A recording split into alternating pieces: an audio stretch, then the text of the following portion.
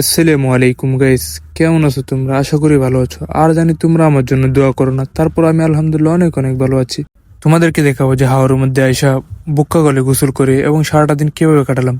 আমরা হাওরে আসছিলাম, আমাদের ধানের জমির মধ্যে কিছু কাজ ছিল এগুলো করার জন্য। পরে ভাবলাম যে কতদিন হয়ে গেলো আমরা এই বুক্কা গলে গোসল করি না। আর গাইস, এটাকে আমাদের গ্রামের ভাষায় বুক্কা কল বা বোধ করে বলা হয়। ভাবলাম যে ছোট সময় তো অনেক গোসল করেছি এইসবে আইসা, কিন্তু এখন অনেক মিস করি, তাই ভাবলাম যে আজকে গোসলটা করে নি। আর গাইস, আজকে আমার এখানে গোসলটা করে যে কি একটা আনন্দ লাগছে, এটার অনুভূতিটা তোমাদেরকে আমি বলে প্রকাশ করতে পারবো না। অবশেষে আমার গোসল করা শেষ, তারপর চলে গেছে খায়রুলে গোসল করার জন্য। এখানে গোসল করতে পেরে সে তো আমার থেকে আরো অনেক বেশি খুশি। আর গাইস, অনেক বছর পর এখানে গোসল করতে পেরেছে কি একটা আনন্দ লাগছে তোমাদেরকে বলে প্রকাশ করতে পারবো না। আমরা গোসল করা শেষে ফোনটাকে একটু গোসল করে নিলাম। আমি বিকেলের দিকে ফ্রেশ ট্রেশ হয়ে হাঁটতেছি, তারপর দেখি ওইখানে বসে বসে ছোট ছোট বাচ্চারা কি করতেছে। গাইস দেখো, তারা এখানে বসে বসে কি করতেছে। তারা প্রত্যেকে আলাদা আলাদা করে একটা ফ্যামিলি তৈরি করে এখানে ভাত তরকারি রান্না করতেছে বসে বসে। তোমরাও কে কে ছোট সময় এরকম খেলা খেলেছো কমেন্টে জানিও। সূর্যটা ডোবার আগ মুহূর্তে আমরা চলে গেছিলাম চরের দিকে একটা নৌকা নিয়ে ঘুরতে। আর গাইস, চরের মধ্যে গিয়ে দেখি প্রায় 400-500 পানকটি একসাথে দল বেঁধে বসে রয়েছে। আর গাইস দেখো, আজকে ওইখান থেকে আমাদের গ্রামটাকে কত সুন্দর লাগতেছে।